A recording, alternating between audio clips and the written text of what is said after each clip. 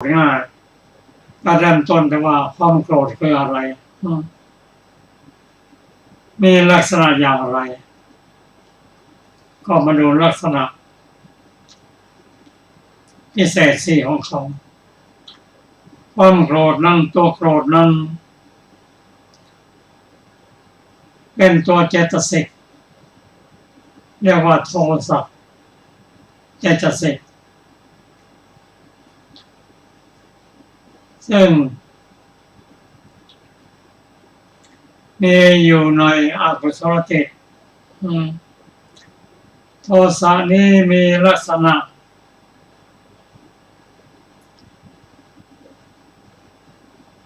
ดุร้ายต่ออารมณ์เกตของเขาก็คือทำหน้าที่ให้ตัวเขาเองมันและสมัยยุทธธรรมที่ประกอบกันถูกเผาเร่าร้อนอันนี้ก็เป็นเกตส่วนผลของเขานั้นก็มีผลจากความโกรธนั้นเกิดขึ้นทางกายวาจาและทางใจเหตุใกล้ของเขาก็คืออาฆาตวัตถุสิทธิ์เป็นเหตุใกล้เช่นคนอื่นกำลังจะมาทำอันตรายให้ตัวเรากำลังทำแล้วทำต่อบุคคลที่เรารักกำลังทำแล้วยังคิดจะทำบางคนก็ทำกับบุคคลที่เรารังเกียจเราชังเช่นไปสนับสนุนบุคคลที่เราเกลียดกำลังสนับสนุนและการสนับสนุนเป็นต้นส่วนข้อสุดท้ายนะโกรธโดยหาสาระไม่ได้เช่นไปสะดุดตอไม้ก็โกรธตอไม้เป็นต้นอันนี้คือลักษณะสี่ประการของความโกรธความโกรธมีทุกคนบอกมีทุกคนจะหยุดความโกรธได้จริงต่อเมื่อเป็นพระอนาคามีบุคคลนอกนั้นก็พยายามหาทางลดด้วยการศึกษาเห็นโทษของความโกรธเห็นผลดีและผลชั่วของเขาแล้วก็ปฏิบัติตามก็ทำให้ความโกรธลดลงอย่างพระอินทร์ท่านก็ยังมีความโกรธอยู่ท่านบอกว่าเมื่อความโกรธเกิดขึ้นแล้วต้องทำให้หายเร็วๆอันนี้เป็นวิธีหนึ่งส่วนเราท่านนั้นก็มีคำสอนอยู่โดยศึกษาพุทธศาสนาในประการเห็นลักษณะเห็นคุณเห็นโทษแล้วการลดโทสะด้วยข้อปฏิบัติเช่นบางท่านนั้นเอากรรมฐานมาพิจารณาตั้งกายไว้อยู่บนตั้งความเมตตาไว้ทางกายตั้งความเมตตาทางวาจาและทางใจอันจะเป็นเมตตานี่ก็ทำให้โกรธยากถ้าทำอะไรอย่างนี้ความโกรธก็ที่โกรธขึ้นก็จะลดลงที่นิดหน่อยก็จะลดลงไปอีก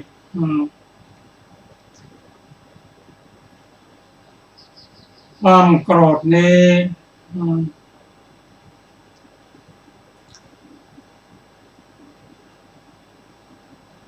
ถ้าเราฝึกให้มีเมตตามากๆขึ้นเมตตานั้นเป็น ทำที่ตรงข้ามกับความโกรธถ้าเราโกรธบ่อยๆแสดงว่ายังไม่มีเมตตาพยายามลดความโกรธลงไปด้วยการมีสติมันมีสติเตือนเราอยู่ทุกครั้งก่อนจะโกรธนั่นนะตัวสติจะมาเตือนเราแต่เราจะรู้ไม่ทันสติก็โกรธซะก่อนแต่บางคนโกรธแล้วสติแท้ที่หลังก็ยังดีแต่บางคนโกรธแล้วสติก็ไม่เกิดก็ปล่อยให้ความโกรธเกิดขึ้นนี่ถามว่า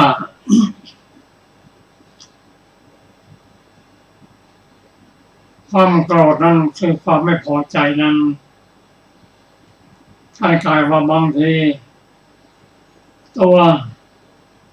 อนิจจารมณ์อารมณ์ที่ไม่พึงพอใจก็เกิดขึ้นเรามีสติยับยั้งไม่ทันก็โกรธตามนั้นถ้าความโกรธเกิดขึ้นแล้วเรายับยั้งไม่ทัน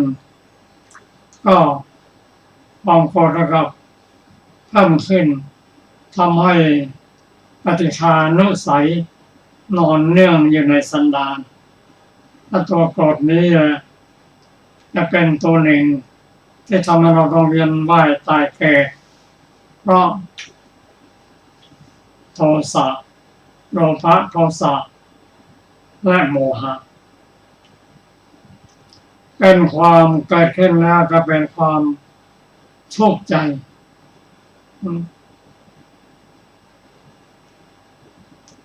อันนี้เป็นเรื่องของ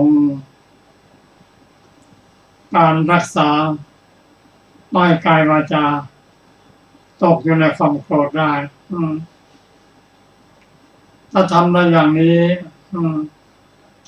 จิตใจก็แช่มชื่นไม่ห่อเหี่ยว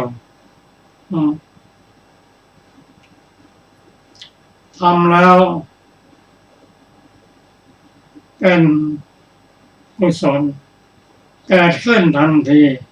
ให้ผลทันทีให้ผลสั่งสมและให้ผลในชาติหน้าให้ผลสั่งสมให้ผลในชาติต่อไปเป็นตัวที่สั่งสมแล้วเกิดขึ้นแล้ว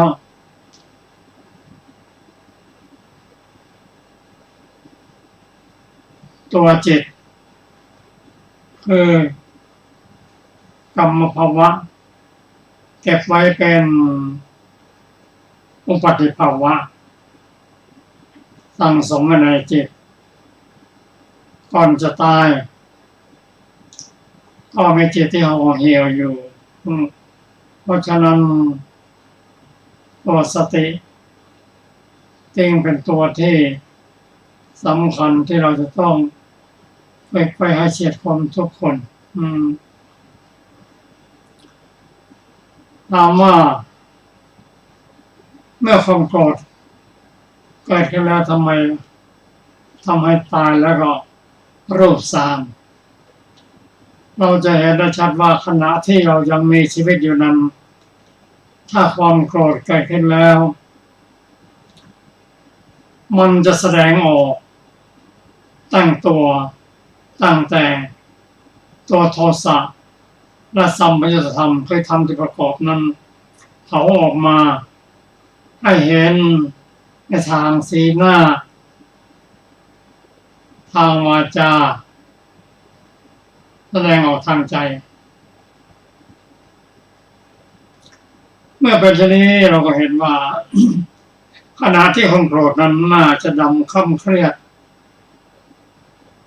เศร้าหมองไม่ผ่องใสก็ขณะที่ยังมีชีวิตอยู่นั้นไปมองดูกระจกขณะที่เรากำลังโกรธ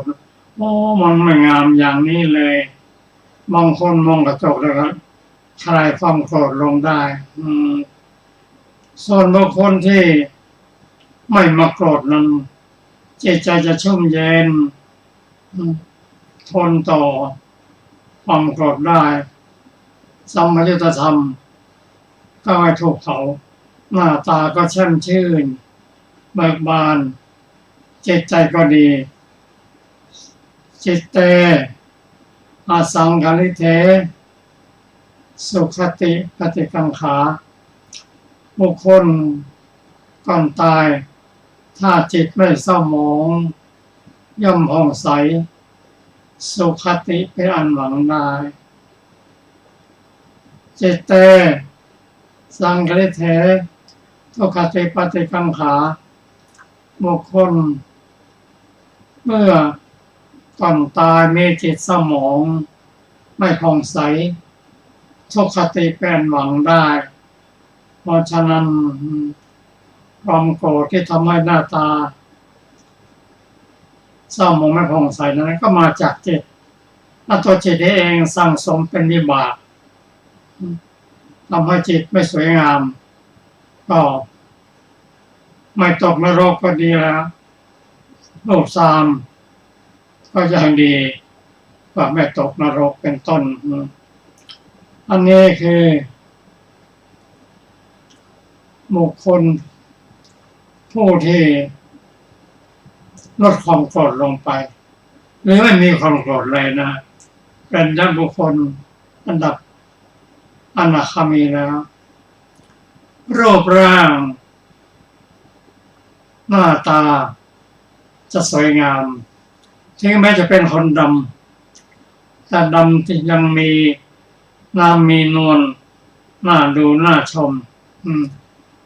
เช่นเป็นคน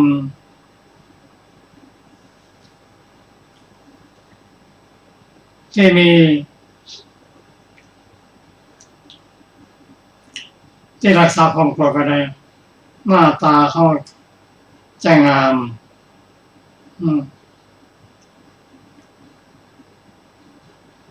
ตายไปแล้วแน่นอนงามเราสังเกตเห็นว่า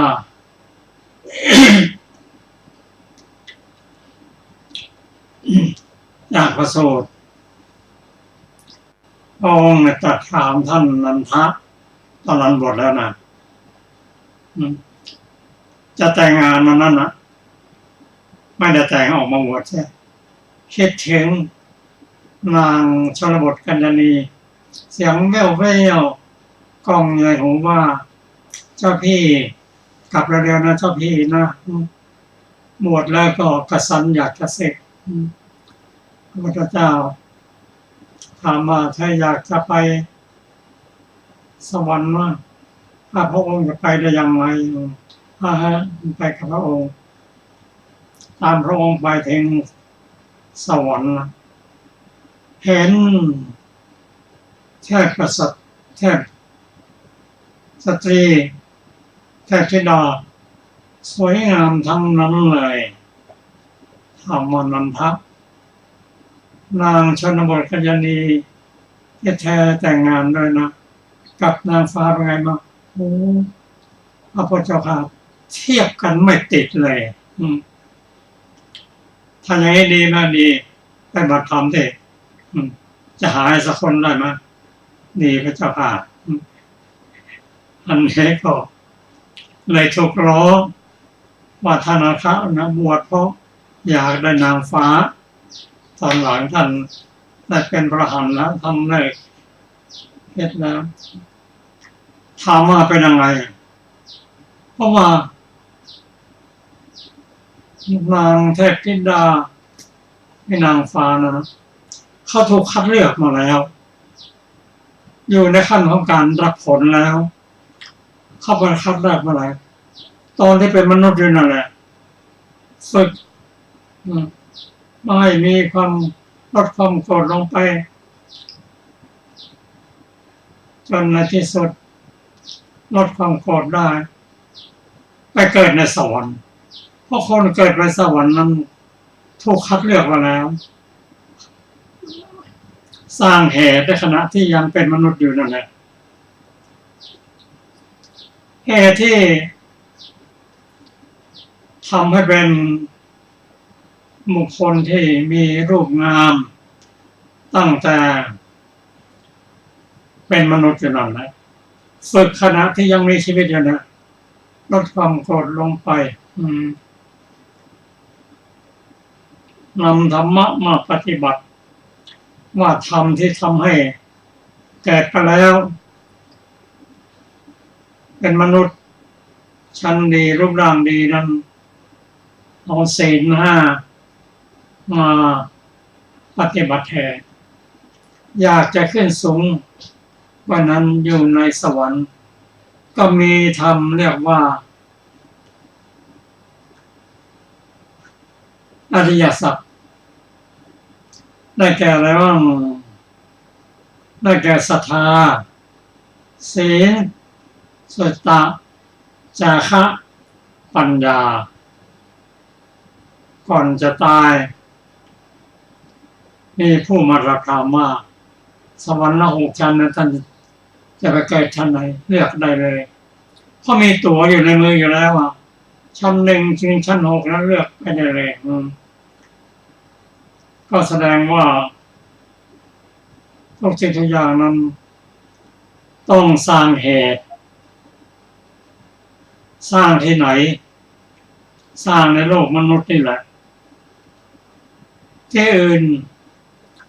ส่วนใหญ่จะเป็นที่รับผลไม่ใช่ที่สร้างจะเป็นมนุษย์ชั้นดีสวรรค์6 ชั้นรูปประพรหมอรูปประพรหมสร้างในขณะที่เป็นมนุษย์ทั้งสิ้นตายไปแล้วมันสร้างไม่ได้หรอกเพราะฉะนั้นผู้ได้ฌานก็สร้างขณะที่ยังมีชีวิตอยู่เนี่ยจะสร้างบารมีก็มาสร้างในมนุษย์นี่แหละคนถึงปรารถนายิ่งนักที่จะมาเกิดในโลกของมนุษย์เรียกว่าชมพูทวีปแม้พระพุทธเจ้าของเราพระองค์เห็นบารมีมาเพื่อจะเป็นพระพุทธเจ้าก็บำเพ็ญบารมีในขณะที่ยังมีชีวิตอยู่นี้นั่นแหละ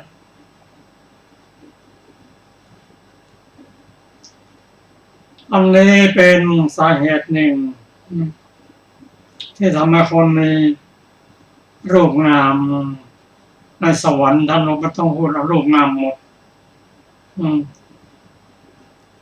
แม้ใน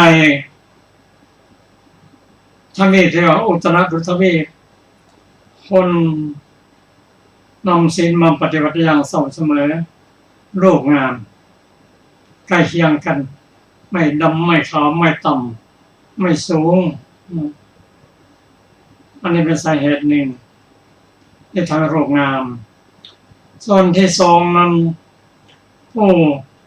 บางคนเกิดมานั้นยากจนคนแค้นก็ไม่ได้ทำทานมาก่อนบางคนก็รู้ตัวเร็วบางคนก็ไม่ยอมรับอย่างในพระสูตรส่วนหนึ่งมหาทุกขตะก็โหสุดยากจนแล้วทุกขตะก็ยากจนแล้วมหาทุกขตะยากจนจะกินแต่ละมื้อนั่นนะต้องหากินนะไม่มีผักต้องลงไปในน้ำไปเก็บผักกินมื้อต่อมื้อแต่ก็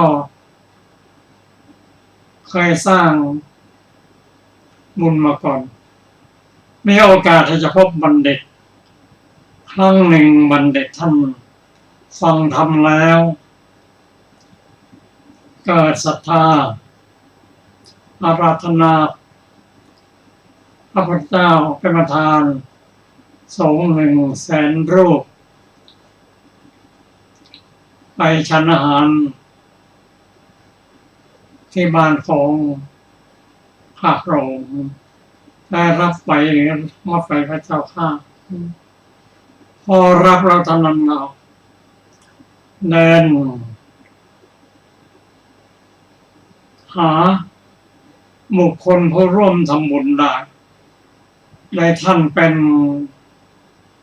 ผู้จัดการใหญ่มีบัญชีเล่มใหญ่สำหรับจดบุคคลไปประกาศว่าพรุ่งนี้ ข้าพเจ้าจะยังประสงค์มีพระพุทธเจ้าเป็นประธานใครจะรับพระสงฆ์กี่รูปจะได้ลงบัญชีไว้โอ้คนก็อยากจะทำบุญใส่ชื่อผมหน่อยครับ500 รูป300 200 50 60จดลงบัญชีไว้หมดกันเลยผ่านมาที่สระเห็นทุกตะเก็บผักบุ้งหน้าดำคร่ำเครียดก็ชักชวนว่ามหาทุกตะพรุ่งนี้ฉันจะเรียนประสงค์มีพระพุทธเจ้าเป็นประธานแกจะรับไว้สักกี่รูปแงนหน้าดูผู้มีบุญแล้วก็กล่าวขึ้นแล้วก็คิดว่าโอ้นายไปที่อื่นแท้ผมจะกินอะไรยังไม่รู้เลยตอนเย็นนี้ผมจะเอาอะไรมาทำบุญก็ความฉลาดของผู้ชักชวนก็ตักเตือนว่ามหาทุกตะแกไม่รู้ตัวหรือที่แกยากจนคนแค้นอย่างนี้เพราะแกไม่ได้ทำบุญมาก่อนแกดูนั่นสิผู้คนที่เขาทำบุญกันนะแต่งตัวด้วยผ้ามีสิริเกิดสติขึ้นทันทีเรียกว่าโอ้เพราะเราไม่ได้ทำบุญไว้เองเราถึงยากจนข้นแค้นอย่างนี้ปรึกษากับภรรยาจริงสิพี่เพราะเราไม่ได้ศึกษา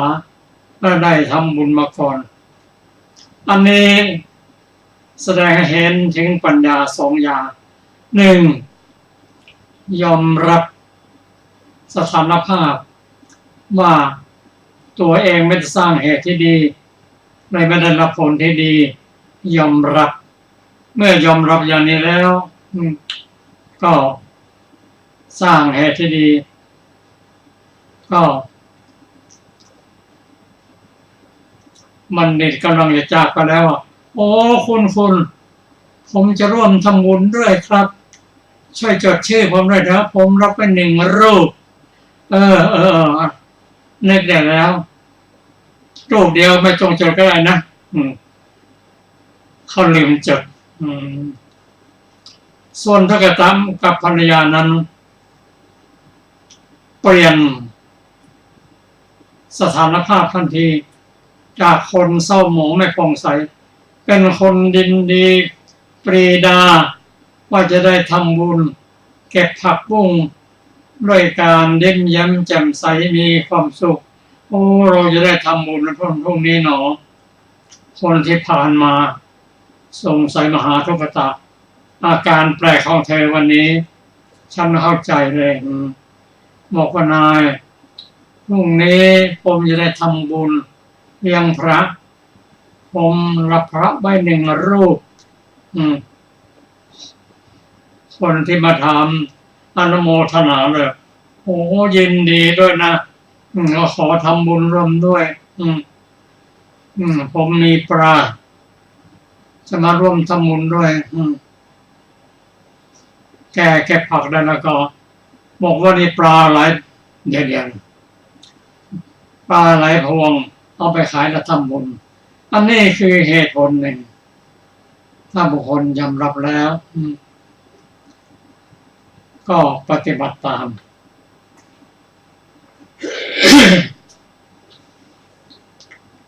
ทำให้ฐานะ